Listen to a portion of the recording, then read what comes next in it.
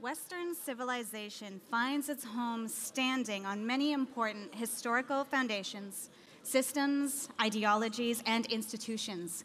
These include things like our democracies, capitalism, norms surrounding work, life, and what it means to succeed in our societies. These are the things that are part of our cultures, things that we live and breathe every day as citizens.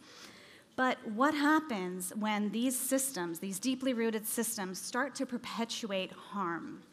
When capitalism causes unwanted damage, the likes of which the earth cannot self-repair? When our political institutions veer away from serving the common good, which includes people and planet? And what about when our media and storytelling resources do not sing the tune of our values and the world we would like to see? And what do we do, ladies and gentlemen, when sometimes the people who benefit the most from maintaining the status quo are the people who are in charge of deciding whether we should change it or not?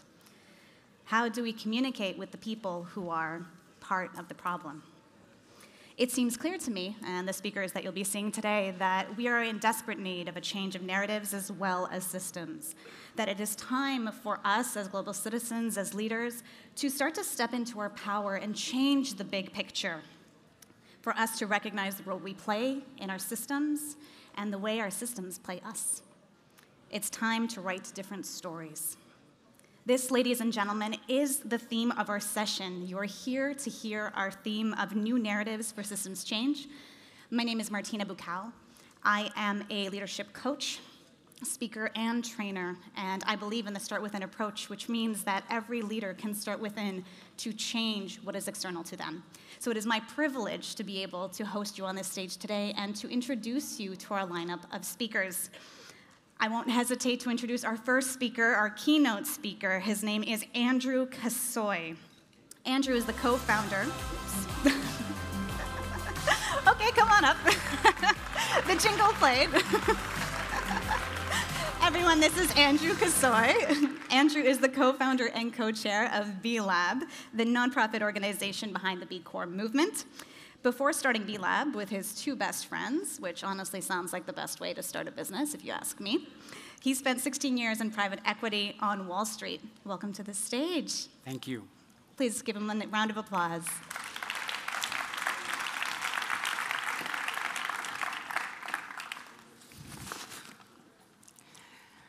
Thanks, Martina, and thanks, everyone. I'm truly honored and a little bit intimidated to be here with a huge community of change makers. I want to speak personally for 1 second and tell you that this place has an incredible amount of meaning for me. Paris has been a very formative part of my growing up and my learning. In fact, if you can picture maybe an even shorter version of me with actually a lot more hair and a face full of pain au chocolat, that would be my 4th birthday, which was celebrated on the top of that building behind me.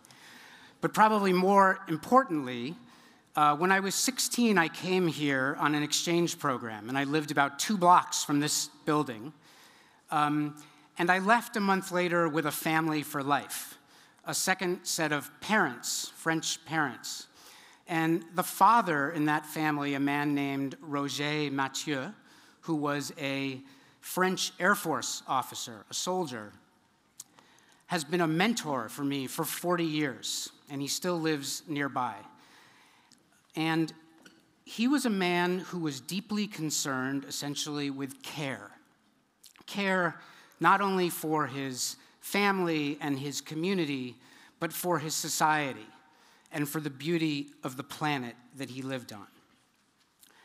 So why am I talking about care when we're supposed to be having a conversation about systems change and business and capitalism?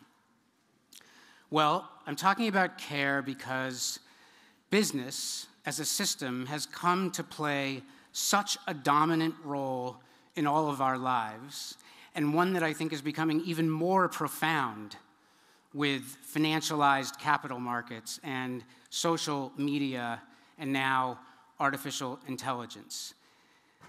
And that business system was created not with a duty of care, but a duty of carelessness. Carelessness for people, carelessness for communities, carelessness for the planet. You all know that. That's why you're here. But I had to learn it maybe in a harder way. I spent the first part of my career as a private equity investor on Wall Street. I was in awe, and I still am, of the way business can be used to attract capital and talent to scale. But I also had to learn, and I came to see that that system does exactly what it was programmed to do. It creates wealth for a few, the shareholders. And if it happens to create benefit or harm for individuals or for the planet, well, that's an economic word called an externality. That's not the purpose of the system.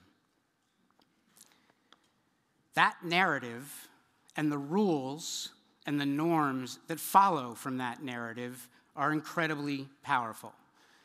Now, it's easy to blame Milton Friedman, who famously said that the social responsibility of business is to maximize wealth for the shareholders or for the owners. And it's easy to say, well, this is maybe a pendulum, 50 years of dominance by an American economic model. All we need to do is nudge the pendulum back. But the fact is that that model is far older, and it's been evolving and adapting really for 400 years. That's the logo of the Dutch East India Company, which 400 years ago really became the first public company. And when it became that, it had an obligation to create distributions for its shareholders. And what did it do as it grew in order to maximize those distributions? Well, it created a business model built on slavery and the appropriation of land and starting private wars, because those were the things it could do to make more money for its shareholders. So the system has had a long time to evolve. That system, arguably with the addition of technology and financialized capital markets, reached its perfection in the late 20th century with a much more explicit doctrine, the doctrine of shareholder primacy, the idea that businesses exist. The reason that they exist is to maximize wealth for their distant owners. It's ironic that in the US, where most corporations are incorporated or headquartered in the state of Delaware, the Delaware law actually has a duty of care. But that duty of care is to only one group of people, the shareholders. It's to maximize the company's value for the benefit of the shareholders. And a duty of care for a few is a duty of carelessness for the rest of us. The consequences of that system are pretty obvious, and they're entirely predictable. Business operates outside the donut, outside of human and planetary boundaries, because the rules and the norms of the system, they require it. And because the planet is on fire, people feel left out, sold out. They feel left behind. They're marginalized. And so people are on fire. They're angry. And whether their anger is manifested in activism or whether it's manifested in populism, in many ways they're really saying the same thing. The system isn't meeting my needs, and I'm upset. I don't trust the system. Now, they don't all blame it on business, not explicitly. But I think that if you pull the thread on any of the problems that we're talking about here, whether it's climate change or biodiversity or the degradation of work or the marginalization of workers throughout supply chains, any of these problems, if you just pull the thread on any of them, what you can see at the end of that thread is business, the role of business in society. In other words, we have systems failure. Business is failing to meet the needs of all of us. It is not creating a shared and durable prosperity for all. So the question is, how do we change that system? Well, I think there are two things required for systems change. The first is recognition of systems failure with the existing system. I think we can put a tick mark in that box. The second thing is that we have to believe that there's a viable alternative. We need a system that is purpose-built to meet our greatest aspirations, a system in which business exists to create value for stakeholders, not just shareholders, a system that recognizes our fundamental interdependence, a system that's built on a real duty of care. Now, when we started B-Lab, the organization that I co-founded 17 years ago, philanthropists who we needed to help us raise money told us that we needed to have a theory of change. As three business people coming from the private sector, we had no idea what that meant, and so we invented one. And I think it's turned out to withstand the test of time.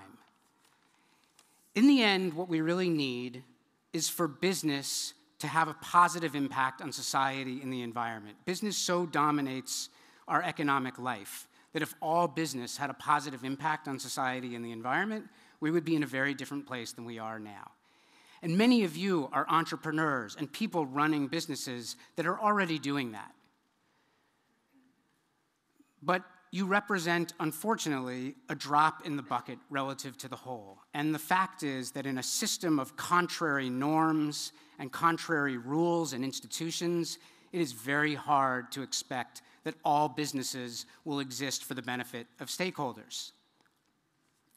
And so, in order to drive systems change, we don't just have to change the behavior of business, we need to create the ecosystem, the market infrastructure for that system to function in a different way. We have to change the culture of business so that all of us have the expectation, whether we're consumers or investors or people working at companies, that we drive the expectation that business will behave for the benefit of stakeholders.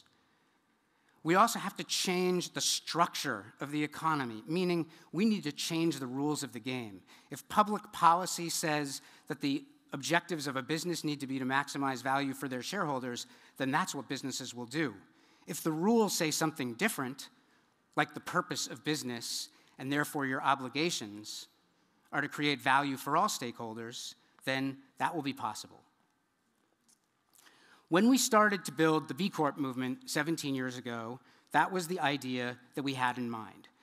We started by creating a certification because we wanted to show in a common way, an easily understandable way, that there were thousands and thousands of businesses that were succeeding because they were meeting high standards of social and environmental performance, of public transparency, and of legal accountability.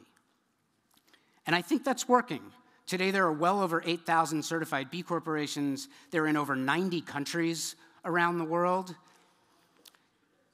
Over 250,000 companies use their standards in order to measure and manage and improve their impact.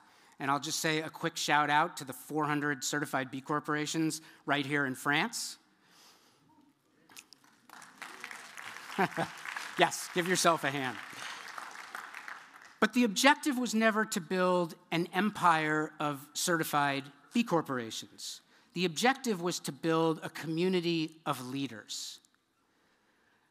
And in building a community of leaders, that they could work together collectively as part of a larger stakeholder capitalism movement to change the narrative about the purpose of business, and then to exercise their collective power.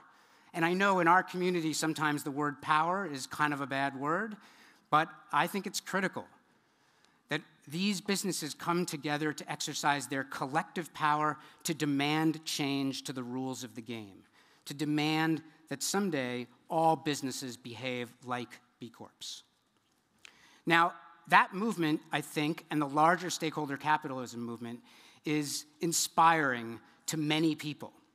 And for many years, as we were starting to build it, many people in the mainstream found it charming or cute. If you were a B Corp and you told somebody who didn't know about it, they might kind of pat you on the head and say, that's really nice, congratulations. But as that movement has scaled, and as more people know about it, it's become a threat. It's threatening, and there's a backlash. And the reason for that is existing systems, incumbent power, don't just give up and walk away. People are threatened by this movement of stakeholder capitalism because they know that it's what so many people want, and they know it might not work to their benefit. And so what do we see in the US? We see pushback on legislation that would stop investors from investing in companies that consider social and environmental factors. In Europe, you've had really important changes to legislation that lead to supply chain due diligence. But on the other hand, some of the most important provisions of that legislation, the CSDDD, like a duty of care, which would have been the first time ever that companies in the world would have had a duty of care to stakeholders, was removed. So there's pushback. Existing systems are powerful. And let's be honest, many individuals, including me, lose our moral courage when we are alone in the face of a backlash. But I also think that a backlash is a sign that we're winning. It's a sign that we're powerful. Martin Luther King Jr. said that the arc of the moral universe bends towards justice, but he also knew that it wasn't inevitable. Our job, all of us, is to weaken the mighty walls of resistance to a new system. And we have to do it with care so that we don't build a system just like the careless one that exists today. This idea of care was built into the B Corp movement from the beginning.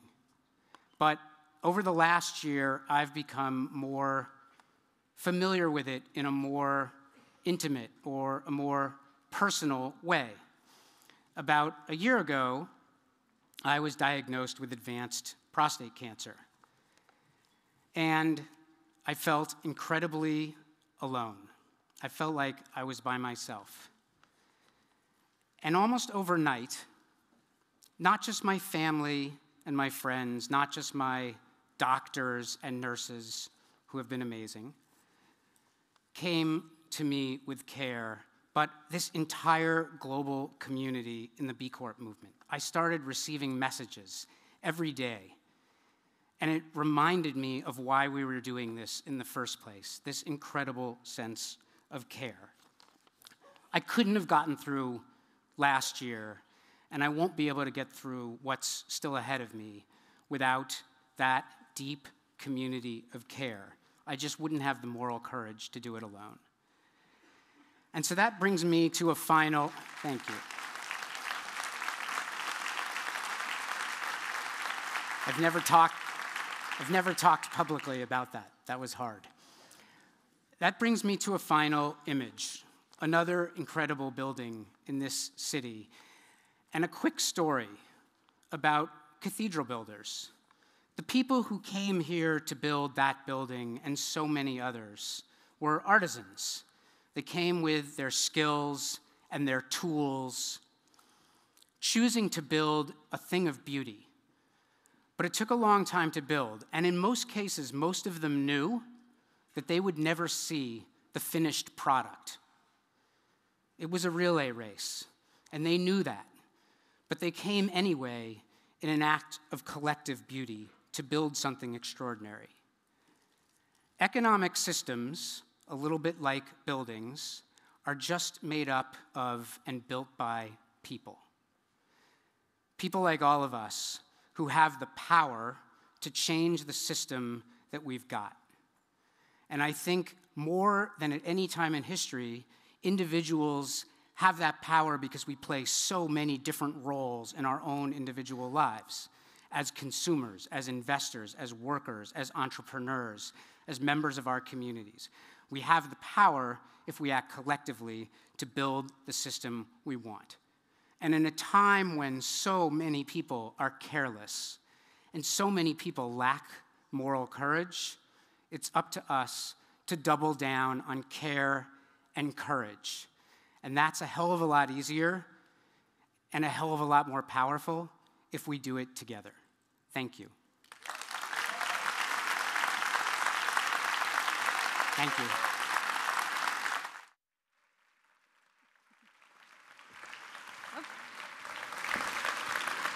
Thank you, Andrew, for reminding us that actually, sometimes even in business, there's a place for our hearts, not just our heads. And I think that's a big invitation for a lot of us to consider actually how are we approaching our work, our business, where is it from? Are we using our whole system to affect the system?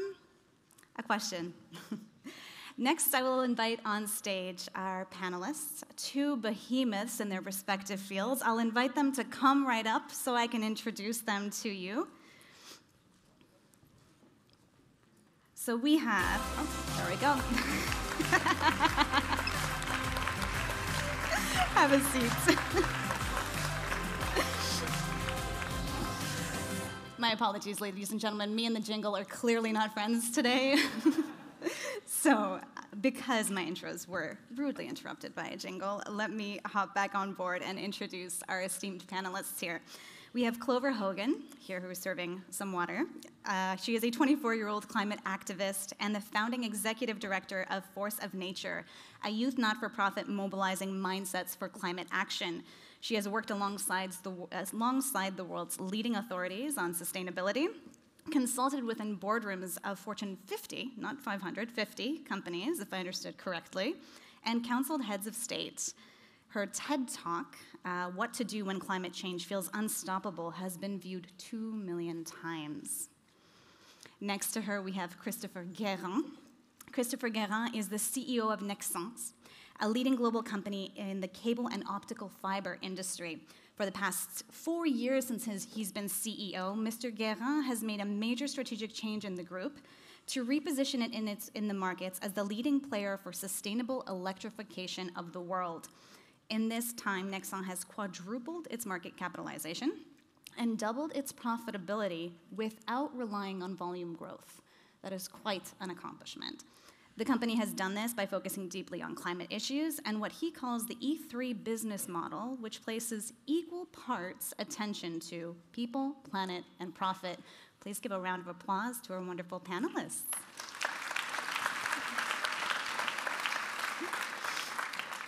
So, I'm thinking that some of the people who saw your names on the program today saw, the head of a climate movement and the head of a major electrical company and thought that maybe they'd be coming here to see a boxing match. In fact, I don't think that's the case. I have heard Mr. Guérin's team, you allowed me to call you Chris, Chris's team call him the CEO activist, and you have activist right in your title. I'm curious, are you both just activists moving in the same direction but maybe from different angles? What would you say? I think activism looks many different ways, and the number of people in this room today is testament to that fact. I think we can recognize at this point in time that we can't solve this crisis with one particular approach or method or type of person. We need the activists who are out in the streets, who are holding politicians to account, who are gluing themselves to buildings. And we also need, the people in the boardroom, negotiators, policymakers, who are working, across both sides, so to speak. And I will caveat that and say that I think as a movement, we have to find what accountability really, really looks like. And we have to interrogate what the most effective methods are for change. Within the climate movement, there's been a lot of debate over the past few years as to, for example, whether fossil fuels should have a seat at the table. And I find, a very good friend and someone who, if she had a poster, I would have had it on my bedroom wall growing up because I found her so inspiring, Christiana Figueres, who was formerly the Secretary General of the UNFCCC, the key negotiator for the Paris Agreement. She herself was one of these individuals who really lobbied for having, fossil fuels at the table, right? She recognized that we need the resources and, power and everything else that they have in order to solve this issue. And yet what's really interesting, as I'm sure some of you know, last year Christiana actually turned around and said I was wrong. And in the context of what we've seen over the past few years, when we've seen, in 2022, fossil fuel companies, the 5 biggest companies, make a record-breaking $200 billion in profit, when we've seen the CEOs, double, triple, quadruple their personal salaries, when we've seen, hundreds of thousands of people pushed into fuel poverty and dying, from heat in the summer and cold in the winter, unable to afford their energy bills, I think we can recognize that these companies are not going to volunteer to do the right or just or responsible thing. So I say all of that to say that, yes, I think we need a diversity of perspectives, and we need to expand our definition of activist. And we also have to ensure that we hold accountable anyone who is bold enough to take that title. And with that, I'd be really curious to hear from your experience, Chris, because you are on the inside, but I think also as a CEO, you're probably in a much more difficult and perhaps even compromised position when you're having to manage, being accountable to directors and shareholders, and also try and do what you think is the ethically just and responsible thing. On the financial markets as well. Thank you, Clover. Yeah, I will say that if being an activist is to say that we need to change the system, not the planet, yes, I'm an activist. That's for sure. I think, fully agree with you, Clover. I think we need 2 types of activists. The one that is able to convey through million people, amplify, I will say, a motto to say it's time to change. Our planet is burning. And this is what Clover is doing greatly. But you have other kind of activists, like I consider to be, at a different scale, which are inside the vortex, inside the matrix. We are inside, we are a listed company, fronting every day investors on the financial market that keep telling you, keep growing. And you need to change that. So it's at a different scale. But we try to find a way to reconfigure, I would say, the component of a very old system. We have a motto in Nexans that it's not from me. We are in France, Clover, so we love Voltaire. And Voltaire said, in French, and I will give you the English translation after, dans une avalanche, aucun flocon ne se sent responsable. In an avalanche, no snowflake pleads guilty. We are all snowflakes. We are all a form of responsibility, whatever the size of the revenue, whatever is the role. So yes, we try to find a way, it was 5 years ago, to reconfigure the way we were doing profit, but for good, means not detrimental to the planet. And this is what we have been able to do with our model, but I will talk about it a bit later, which how to converge the priorities around economics, environment, and as well engagement. And yes, we are very proud with the team to been able to triple our profitability and reduce our carbon footprint by 40% in just 5 years, and without volumic growth and with a very strong engagement. And I will just conclude with these small introductions to say that, 5 years ago, when I say that we need to grow profit because we don't want to be detrimental to the planet, so we'll do it without growth. Most of investors told me, it's impossible, you need growth, you need volume, you need more and more volume to keep growing because growth makes profit.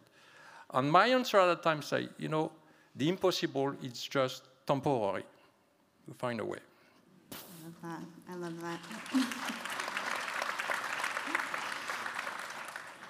What I'm hearing here is 2 different people approaching their own sphere of influence in the best way that they possibly can. That you're bringing your sense of responsibility and shifting change and creating change in the systems around you, essentially. Systems change is this massive, massive topic, most of which I think many of us probably have no idea how to even begin to change a system, how to begin to even, influence something. I'm curious, in your respective fields, how are you approaching systems change? What have you found to be effective? Like, what buttons are you pushing to, to hit success? Well, the climate crisis is ultimately a symptom of many broken systems, from the clothes we wear to the food we eat to who we elect into power and how we elect them there, or frankly, even how businesses generate value and where their responsibility lies. And we heard that in the previous session, whether their responsibility lies to a handful of shareholders or to the planet's billions of stakeholders. And so the climate crisis is a product of those broken systems. Now, when it comes to narrative change, the topic of today's panel, you know, a lot of my focus as an advocate, as an activist, has been around how do we change some of the narratives around where responsibility lies for the climate crisis, in terms of who created the climate crisis, but also how we navigate our way out of it. And something that I spoke to on the ChangeNOW stage last year was this idea of, you know, individual kind of actions and how they've really been corrupted and co-opted by corporations to misplace responsibility. You know, I remember what a revelation it was when I learned that it was BP, which was British Petroleum, which then rebranded to Beyond Petroleum, who created the carbon footprint calculator. And it was an ingenious tool to shine the spotlight away from themselves and onto the individual. And just 2 weeks ago, you know, the CEO of ExxonMobil came out and said, do you know what, solving climate change, we're not denying that it's not a thing anymore, which we spent tens of years and billions of dollars doing, but we're saying that it's actually not our responsibility, it's the responsibility of the individual. And so one of the most important narratives that I'm trying to change is this shift of obsession from individual actions in terms of, you know, turning off the lights when you leave a room and buying your reusable coffee cup and going vegetarian, all of which are, you know, might make you feel great on an individual level and might help you live in a more values-aligned way. But to actually expanding that focus and saying, sure, that's nice, but when we're talking about systems change, we have to talk about massive institutional change. You know, we have to talk about systems of power. And so my invitation for people is to look beyond the individual and toward the collective. And we can see the evidence of this throughout history. If we look at every people-powered movement, you know, Martin Luther King was referenced in the last session. You know, he was an incredible change maker. But let's not forget that he was part of a movement of hundreds of thousands of people who made up the civil rights movement. Same for the suffragettes, same for Black Lives Matter, you know, same for Fridays for the Future. And so I actually think it's much more empowering if we don't do ourselves a disservice of saying, all I can do is change what's happening in my personal life, to actually, what does it look like for us to work together in collective? And so that, for me, is really the narrative and the story that I want people to get behind, so that then, you know, to your question, we can think about our sphere of influence, right? How do I exert my influence, not just in my immediate life, my friends and family, but in the world at large? Thank you. Yeah, on the management perspective, you know, we are in a very, very complex world. You know, I would say there is three main pillars. The first one is that as managers, we are facing what I call the paradoxal injunction. Sometimes we talk about growth, sometimes we talk about profit, one day we talk about environment, sometimes we talk about social inequalities, on another day sometimes we talk about infinite resources on constrained resources. So every day, depending on the wind, you are facing paradoxal injunctions that you need to manage. In parallel to that, the third issue is that we are living in a perma-crisis world, where the crises are not in sequence anymore. They are piling up. Either we are talking about climate crisis, sanitary crisis, geopolitical crisis, economical crisis, and social crisis. We are facing all that crisis at the same time. And the third element, and it's maybe Clover and a European angle, is we have an obsession of indicators. We try that we will save the planet by indicators. So we receive thousands of indicators. We need regulation, but please do not believe that we save the planet by indicators.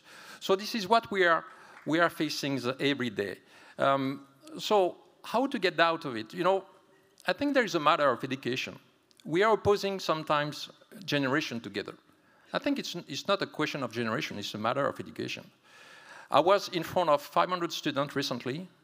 I read the book that they just read a few months ago. The book have not changed. The business book have not changed. They are still glued in the old systems. Show me a book that tells you that degrowth can make profit. Show me a book that tells you that 80% of your customers can be moved away. And show me your books that tell you that less is better. There's none. There is none. So I think that's the way. It's all a matter of education. Whatever your age, we need to learn to unlearn, and we need to rethink the model we are in. So that's the main topic for the managers of today. Thank you. It's actually a little bit ironic that I know you didn't do this in a self-promotional way at all, but Chris mentioned that, show me a book where the system is changed, and there's a different outline of how you can do business differently. He happened to have written that book. It's called Finding Our Way Again. He did not ask me to do this. I have dug into this book now. My fiance is nose deep in it as well. Super, super recommend if you want to look at a different way of doing business, one where people and the environment are truly at the same parallel as profit, that those three things are equally important. Really, really great read. Books aside, we have a few more minutes together here, and I know that we have a captivated audience, people who came here surely to try to make differences in sort of the world around them. I suspect that a lot of the people here are already among the converted, and what I mean by that is whenever we're facing something that is broken, there are always people who think, this thing is broken, I agree, let's fix it, okay? I suspect that's most of us here. But then there are two other categories of people. People who are looking at the system and saying, it's not broken, there's nothing to fix here, actively opposing any sort of change, so let's call those the opposition. And then there's also often this sort of silent majority of people, people who are maybe trying to figure out where they stand, how they can possibly act. Like, these are people who are not necessarily taking action yet. I'm curious, can you tell us how we might go and convince category 2 and 3 people that there is a problem that needs fixing? How do we change that narrative? How do we influence other people to understand, I guess, what we're starting to understand here or have understood here for quite some time? Advice, tips? We could probably speak on this for a few hours, to be honest. I've spent much of my career as an activist since the age of 11, started young, understanding climate denial. When I first learned about the climate crisis, I was overwhelmed by feelings of grief and anger and frustration, powerlessness. But I think more than anything else, I remember feeling really confused. I couldn't understand how I hadn't learned about the climate crisis in school, why I hadn't seen it on the TV when my parents watched the news, why we didn't talk about it at the dinner table. And so I became obsessed with this idea of, why is it that the adults in my life are so good at sleepwalking, even when all of the evidence, all of the science shows that we're hurtling toward this cliff of climate and ecological collapse. What I've learned in the years since is that the most insidious form of climate denial is it's just not happening. Because actually that is now the minority. It is the belief that incremental solutions that fail to go to the root of the crisis will genuinely address the problem and lead to a more fair and equitable world.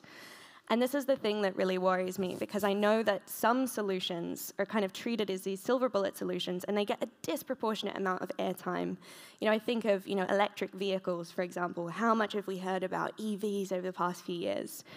Now, looking at EVs, to take that example, the explosion in EVs has also led to an explosion in cobalt, right? It's a material needed to make EV batteries. The majority of the world's cobalt is produced in the Democratic Republic of Congo.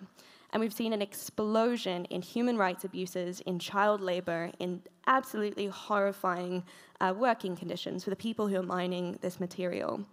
And we see the quote-unquote global north looking the other way. And so we have to be very, very careful when talking about climate solutions that we're not inadvertently doubling down or perpetuating deeply entrenched injustice and human rights abuses in pursuing solutions that don't actually go to the root of the crisis. Because if we look at EVs, let's take a step back. We're not actually talking about, how do we change the combustible engine? We're talking about how do we redesign and rethink mobility? And that's a much more exciting question, because then we can talk about, all right, what are transport solutions that are accessible to the majority? How do we redesign our cities? If we made cities less car-friendly, they'd actually be much greener. The average car spends 98% of its life parked. Imagine if we used all of that parking space to create local food systems, to build playgrounds, to make cities more resilient so that they're not this hot, because it feels like a greenhouse in here, during the summer months. And so my invitation to people is to really think about how do we actually create more fair and equitable societies, and how is sustainability a means to that end? And to your question, I think that is a way to connect with people no matter where they fall on the kind of climate spectrum, because it's ultimately about how do we make better lives for everyone, and how do we do that by actually rewriting systems of inequality built on the oppression of the vast majority of people, built on a history of colonization, and built on the commodification of nature. Because frankly, we can do so much better, and all of the solutions that are presented here at Change Now are testament to exactly that.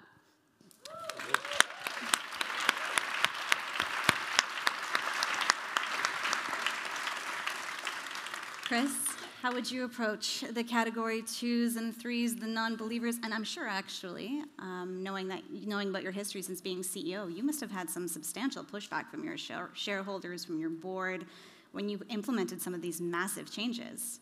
How did you push through that? What did you tell people along the way? Specifically, I will say that we have some pushback when we say that we need to get rid of 80% of our customer base. It's a lot. That was. So I would say that I think we need to learn from the Chinese philosophy and sometimes to turn a crisis into an opportunity, and we did it during COVID time. I will make it short, but we call all our managers and we say, dear managers, we are entering in a very systemic crisis. A sanitary crisis will generate a revenue crisis. A revenue crisis will generate a profit crisis. If you are lacking profit, you will lacking cash. If you're lacking cash, you will have to fire your people. Do you want to fire your people? No, obviously. So we say, let's manage cash. Okay, that was I would say, the profit view. But what we do is that we say, now it's time to do in 4 months, with a very courageous way, what we aim to do for the next 4 years. Let's do it right now. Let's remove 80% of our customer base. Let's focus only on 4,000 customers upon 17,000. The ones that are good for our profit, because we are a listed company. So, you know, if I'm a kind of CEO that tell you, oh, I put environment first and profit comes after, my lifetime will be very limited as a CEO, a few weeks. So we need to find a way where we can converge the profitability with the environment. And this is what we did. We profile each individual customer, making sure they are doing great in terms of our future, but as well very, very good in terms of our ability to reduce the carbon employed to serve them. And you know, it's like your example, Clover, when you say local for local, we stop any business for all our 45 factories around the world, beyond 800 miles away from the point of production. We say, you have to produce locally, local for local. You are in China for China, we are in France for France, whatever. You have to play local. So that they understood that. It's very well known in US. I don't know why it's not so known in Europe, that this complexity reduction, the fact that you focus on less customers, less product, we remove 40% of our product, show that there is a model in the model and that you can make profit. So what we've done now is that we have our E3 model, and we impose a kind of carbon quota for each individual factories. You say, you need to increase profit on one side because our profit is the jobs of tomorrow and is the investment of tomorrow. But in the meantime, you have to reduce your carbon quota by 10%. The fact that they have a double constraints, both on improving profit on one hand and reducing their carbon employed, they need to find a way to choose the business and the customer that will fit on both. So we try to make that emerging. It takes a lot of time, but at least what we have been able to do in 5 years show that you don't need growth to change your model and to make your profit and to even make happy your investors. Because sometimes I'm a bit worried about, I'm just coming from another show in the industry where they are to keep talking about growth. And I was in US recently, and there is an investor that told me, he said, you know, Chris, recession is in front of us, so back to basic, back to profit. I say, no. No, we cannot go back to just profit. We have a legacy. As CEO, you have a legacy as an investor to find a way that the three together, the profit, the people on the planet, converge in the same direction. It's a long way, but as I told you, I'm inside the vortex, I'm inside the matrix. So, you know, to convey this message every day to investors needs to keep repeating constantly and with a very high level of conviction. If not, you're dead.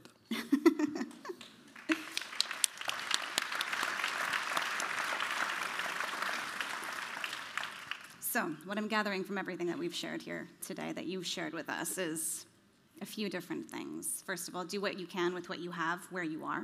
If you're the CEO of a company, make radical changes within that company. If you're a climate activist, if you're a global citizen, mobilize.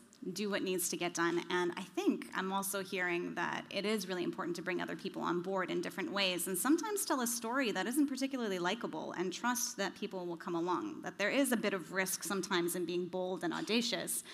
And there will be pushback, like Andrew told us in our keynote speech, right? The fact that there is pushback is an indication that you might be moving in the right direction. So I want to thank you. That's all the time that we have today. Please give our panelists a big round of applause. This is very insightful.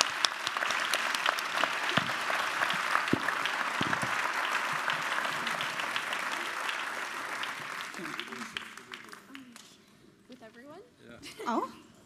He's the real Gen Z. Time.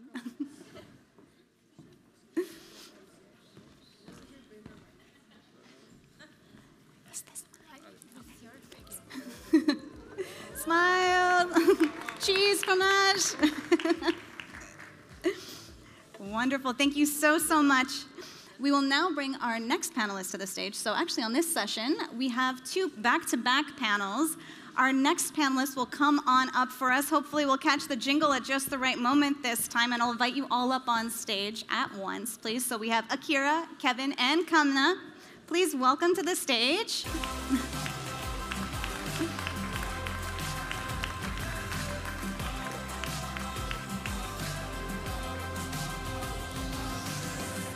Have a seat. You've got some water there in front of you as well. All right, so I'm going to give a brief introduction of our panelists. I'm going to keep it as brief as possible so we can get as much value and impact out of this discussion as we can. So first, we have Kevin, and I just realized I don't know how to pronounce your last name. Can you tell me, please? No one does. It's fine. Tayebaly. Tayebaly? Tayebaly. So Kevin Tayebaly. Kevin spent the first 10 years of his career in strategic consulting, social entrepreneurship, and impact investing. He co-founded ChangeNOW, this very conference, in 2017 to support and elevate thousands of leaders across the globe to federate and strengthen the global impact ecosystem, to educate and shift mindsets, influence regulation, and accelerate the transition of business. We also have Kamna Hazrati here at the end. Kamna Hazrati started her career in India as an e-commerce entrepreneur and has spent 12 years of her life in this space. When confronted with her own need to fulfill a greater purpose, she founded AndPurpose in 2021, a social impact marketing company working with businesses, CSR funds, and foundations and grants to elevate their reach with the power of marketing, strategy, and impact storytelling. And lastly, but certainly not least, we have somebody who's joining us all the way from New York. So we have two people who flew in, I think just last night, from India and from the United States, respectively. Akira Nakahara is a career-long narrative strategist and the CEO of Imperative 21, a global network of organizations building narrative power for a just economy. This summer, in collaboration with the Kennan Institute of Ethics at Duke University, he and his team are launching a season-long series exploring capitalism on the award-winning Seen on Radio podcast, which has already been downloaded over 16 million times. Please welcome our esteemed panelists.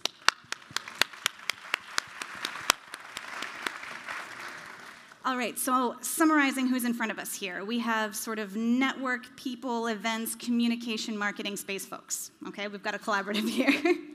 I can't think of better people to explain to us, actually, what is how can we understand the relationship between systems and narratives?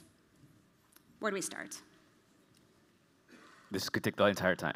Just that question. Keep it short if you can. Maybe I'll kick us off a little bit. Systems and stories are interconnected. Systems don't change until stories do, and stories don't change unless systems do as well. So they are mutually reinforcing. And when we're working with trying to do systems change, we're working within a dominant system, which comes with a dominant story. But often what's happening is that we are working to make the systems change, but the storytelling part of it is not anywhere near as evolved. So we get stuck behind an old story while we're trying to move into a new system. So that creates a lot of tension. So in that sense, as we try to challenge, we have to challenge both. We have to challenge both system and story. And understanding that we need to build a kind of infrastructure that lets us do both of those jobs. And sometimes that's lacking with the storytelling side. So why is it so important? When we think about systems, we have to realize that they're also, as we've heard earlier today, so interconnected, from climate to education, media, business. And therefore, the stories that we tell, the stories that we're in, are also interconnected. And you'll find a thread that the stories that we tell have a lot to say about who we value, who and what we value. And you'll see that within the system and the story. So as we're trying to change the systems, we have to think about what story are we in about who we value and what we value, and how is that translating into the narrative shift. And I think part of that question is also going to how do we use narrative to change systems. And one of the things that narrative can really do is reimagine the story. And by reimagining the story, you can reimagine the system, if we're understanding that they're interconnected the way they are. And one thing that storytelling is really fantastic at is bringing in the emotional weight of what matters. And one example that I can offer, as you just mentioned about the podcast, is our understanding that one of the biggest barriers we have, as we've been talking here about polarized debate, about the tensions within companies to make change happen, is how can we open up space for new conversations? And that's one of the big reasons we wanted to do this podcast. It's to be able to have content, compelling content that has effectively reached lots and lots of people and has already opened up conversations across multiple seasons. John, who's the main producer of this podcast, has done 6 seasons already on race, on patriarchy, on democracy, and really, things that cause a lot of tension in conversation. And what's been really effective of what he's been able to do is he's been able to invite listeners on in a place where get them out of their boxes of what they thought they knew, to be able to kind of rethink or reposition that seed of transformation inside that eventually leads to the potential for external behavior change. So we understand that there needs to be an emotional shift as well as an intellectual one. And one thing that we're really excited about in doing that is that we know through the research that content that is married with community has much stronger ability to create external behavior change. And so we are launching, alongside with this podcast in the fall, these courageous conversation cohorts in the places where polarized conversation is happening, in the places where people are not actually in a brave space yet, to talk about these things and to actually engage with the topics that are coming up with capitalism. And there is a lot of power in origin stories. And so to look at how capitalism has formed, how it's evolved, who's made those choices along the way, what choices are here for us now, what are the possibilities for the future, it's coming from a place of curiosity, a place of in conversation to be able to manage that. And that's the first step of actually opening up the space for the conversation, because ultimately we're trying to bring more people along to what we're doing, and part of that is creating those spaces. Thank you. You're welcome.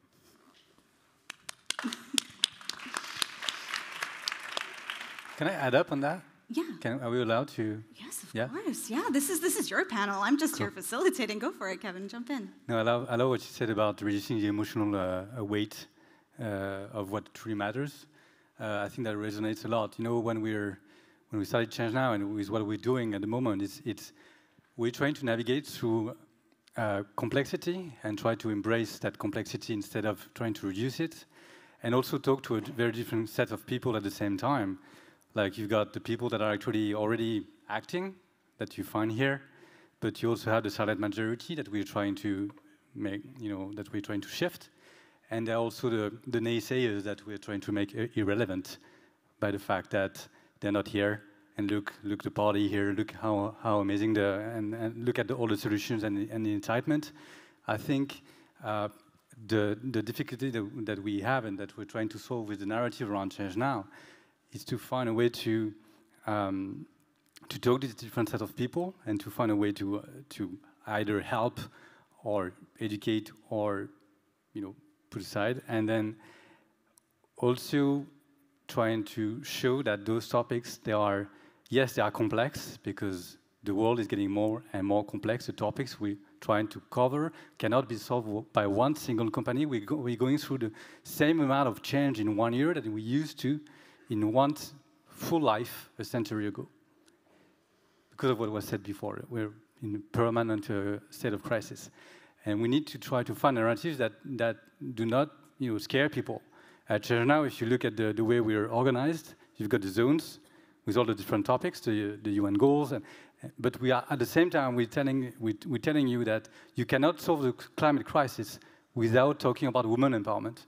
You cannot address biodiversity loss without talking about circularity, inclusion, land depletion, and so on and so forth. So the challenge that we have and what we're trying to do here is to organize thoughts in a comprehensive manner, in a holistic manner, but also at the same time show you that everything is interdependent, interconnected, and that you cannot think in silos.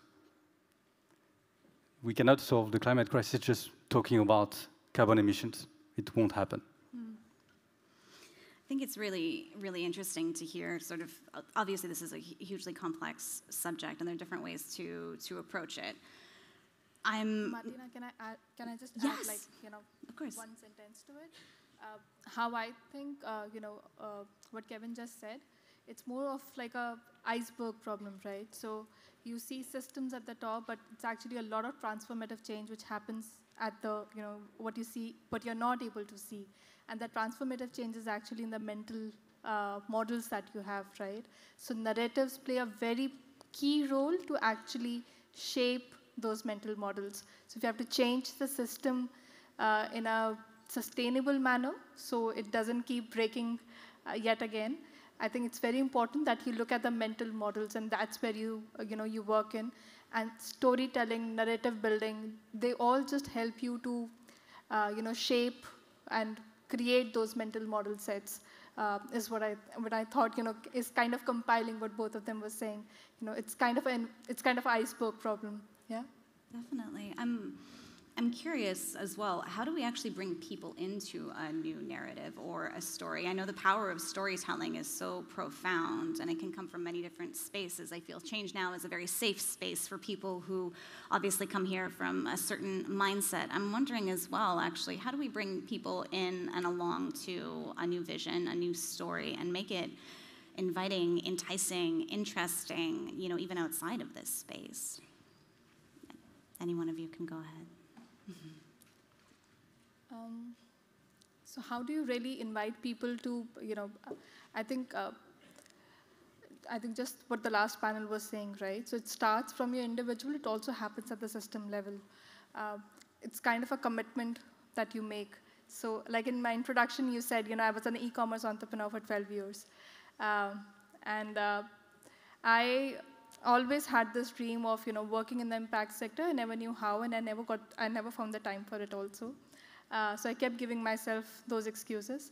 I think by sharing my story here, maybe that is kind of a thing, I feel how people can move from, and from our conversation when we were talking, we were saying, there are a lot of people on the verge of creating that change or bringing that change in their lives. And then there are people who are actually the change makers, right? I think in our room, we have a lot of change makers already, and then there are a couple of us who are just willing to make that change. I, from being an e-commerce entrepreneur, moved to becoming a social impact marketing, company, was with this notion of, that I want to build something which brings impact at scale, which will actually live or, leave a legacy behind, right, what just Chris was saying. So you build companies where you are actually going to leave a better world behind. So I can say that, okay, this is not my problem, and I can be happy with it, or I can be more empathetic with the world I'm living around. And systems and narratives are, it's like we are a fish, we are living in a tank, so the environment of the tank really affects us. We might acknowledge it or not, but it is affecting us. So be it climate change, be it the way, be it soil or be it agriculture, all these things are affecting the way we live our lives. And just like what Kevin was saying, it's not working in silos. I'm from India. I'm not, everything which happens here, or it's butterfly effect, right? So one butterfly flutters, and the world, it makes a difference in the world. And I think that's what we need to realize, and then be more empathetic to ourselves in that journey, and make that commitment. Maybe that's how you start. Yeah. Yeah, if I can expand on that, I think with the butterfly, if I don't quote Voltaire, I would say that every snowflake makes the avalanche. So, the way I see it is, when you look at behavioral science, we're all part of the system. We all have a connection to a connection to a connection to a connection that will lead into something new and different. I think to change the mindset and to change the systems when it comes to narratives, you need to understand what are the stories that can impact the people that you have, and to understand that, you need to understand what are the levers you could use to convince people around you. And there are quite a few levers. If you look at it, the first ones are obvious. It's the rational ones. Education, information, knowledge, science. That's what basically gives you a good view of the problem. I think that's what makes you go from collective denial to collective awareness. The problem is that the leaders, and you've heard one just before, they seldomly take a decision based on an IPCC report that they've just read. It doesn't work. So if you want to go to the next step, you need to use other levels than just education or knowledge or data. Then that's when you can use the power of the collective, so collective actions, which basically tell you, hey, look, there's those people that are actually trying to do this new thing, new commitment. It's like the New Year commitments that we enter in. And because it's a group, then you feel more compelled and to follow. The problem is that those are true until they're not anymore. You take a lot of climate pledges at the moment. People are pulling out because, as Chris was saying, at the moment, ESG doesn't have a great momentum in the US and in other regions of the world at the moment. So there's a lot of people leaving, a lot of banks leaving climate pledges in finance. There's even a UK Prime Minister who actually watered down the net zero pledges of the country a few months back. So again, those things work until they don't anymore. And then you have like I would say the more powerful levers, which are financial incentives and social comparison. Financial incentives is pretty much, it's the candy bar story. If you behave well, you're going to get your candy bar. So it's like, how do you work on bonus schemes inside companies? How do you create rules where, subsidies or that are actually rewarding the green over the brown? And that's what Chris has done with the quota, the carbon quotas he's done in his company. And there's, many ways to do that. But that's I think, a compelling story for a lot of people that wouldn't have the courage otherwise to change a way of working, is to financially reward. And then social comparison. We're more likely to change our behaviors not because of something we know. I mean, a lot of people here drink sugary drinks or have alcohol. We all know it's bad for our health, but we're still doing it. But once your kids or your family or your friends or something you can compare with, if you're a CEO, another CEO, start changing his behavior, you're more likely to change your own behavior as well. So you need to work on those kind of comparables. And that's what we've done with the schools ranking, which was the first time we actually published a new kind of ranking to compare the schools together on the way they train students. And the schools, they were compelled to follow because the competitors were doing it.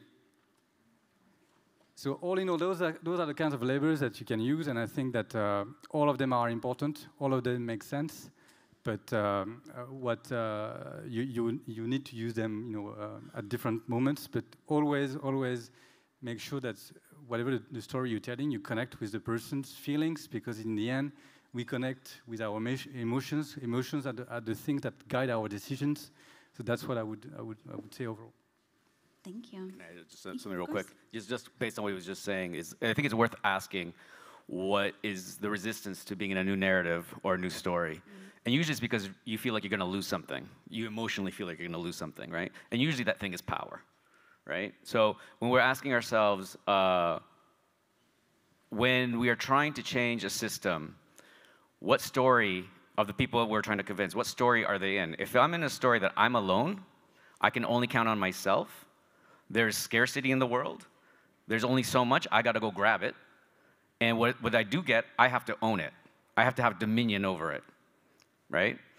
Is a very different story than there's abundance. There's enough for everybody. I am not alone. I am in community. Well, how does that change the story of all these systems, right? If I'm in that story. So part of it is thinking about what story we're trying to move to where, and what am I gaining by changing stories. So I often think of, like, I'm a frog on a little leaf, and that next leaf is a little bit far, and I don't know, I'm okay where I am. That's why dominant stories are so powerful. Most people don't want to jump leaves, right? And we have to think a little bit about what people are gaining by taking the risk, because it is a risk to go against the grain, right? And as we talked about, I think Andrew was talking about failing systems. If we have failing systems, and as I was speaking before, if we have failing systems, we have failing stories. We need to replace failing stories to come with a new systems, and they have to offer a different version of events, which isn't I'm alone, there's scarcity, I have to own things around me as the way for me to protect myself and be okay. So is this about inviting people in even when they're scared and creating safe spaces and ways of actually connecting across difference? I'm thinking even situations where you might have to speak truth to power. It's not always easy for power to accept that truth. There's a way to actually be empathetic towards the other and speak even their language. Is that something that we need to be doing more and maybe aren't doing enough of in order to actually create more of a rising tide, to invite people in that we might not agree with, meet them where they are, and change as a global whole, including everyone? I can answer that one really quickly, just because it's right with what I was just saying. Yeah, I think we have to offer a story of connection, ultimately. Mm-hmm. And a story of connection, I would say less space, more brave spaces, right? It's about, polarized debate is the worst thing for all our systems change work. If we are in conversation and we are doing this together, we have a shot at actually making the change happen. If we're in the corners, then it's that fight, the debate, that becomes the thing, right? If we give people opportunities to engage across the audience that I talk to a lot, I call the curious but skeptical, the aligned but hesitant. Mm-hmm. That's who I'm trying to draw in. I want to create an experience, an emotional experience with the story, to be able to engage in the systems work. I mean, fear, it makes you feel connected to something that you don't want to lose, right? So people connect to change when they realize how that change is affecting their lives. So you need to make sure that you make it personal, and fear makes it personal in a way, because you realize that you may lose something that you actually want to protect. And that fear shouldn't be, you shouldn't stay with that. The problem is that then you create pathways where people just feel like they can just surrender because it's there's no way we can get out of it, so I'm just not going to do anything, and I'm just going to stay in that situation. You need to also move from that fear to a place where you feel that even though you don't have all the visibility, all the solutions in your mind, you feel that you are at least contributing. And I think that's the importance of starting something, understanding that you, in your own position, in your own role, you can also have an influence that is positive and that will leave the fear aside and start, fill you with a sense of, I would say, not accomplishment, but the feeling that at least you're doing something on your end, and that's gonna help. I'm noticing our time. We're slowly running out, so I'm going to put in a rapid-fire question for all three of you to wrap up here. For our audience, if there's one way that our audience can make a shift in the narratives that they tell or participate in today, what would you suggest? Where should they start? Start with empathy. Not sympathy, but empathy. So sympathy and empathy are, very different. So Yeah. sympathy is, oh, you are in a well, oh, I'll leave you there. And empathy is, actually going into the well and helping the other person out. So if you see, and that's what we see everywhere, from our workplace to, to the leadership decisions we make.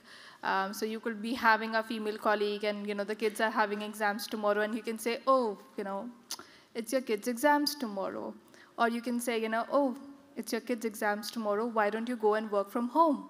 And we'll bring in a policy which actually allows people, to work from home, to have, to provide for their families. So a lot of adults are actually not caregivers also, right? So how do you incorporate that in policy? So empathy, if you start with empathy, that empathy can translate into a lot of policies. It can translate into, how we speak to the people we work with. I think for me, empathy is the starting point, and clearly not sympathy, but yes, empathy is the starting point. That should be the word, yes. Okay, so Kamna, empathy. Kevin, what would you say? I would say understand what is your role in the system. Who are you? What is your position? And who can you influence? That's the first thing, because if you try to go way beyond your reach, then you can feel also inefficient because it's too big, it's too much. So first understand what is your role in the system and who are the people that you have direct access to. And if you don't like your role, just change it. Like no one cared about my opinion about those topics 7 years ago, right? So just, nothing is permanent. So that's why that's really what I invite you to do is really question what's your background, what's your knowledge, what's your expertise, and how can this help other people to take the right decisions that will help other people take the right decisions. And then if that position doesn't fulfill you, just change it. Thank you. Yeah, and what I would say is, align your systems work with storytelling, bring the storytelling for some, maybe from the margins a little bit more to the center of your work.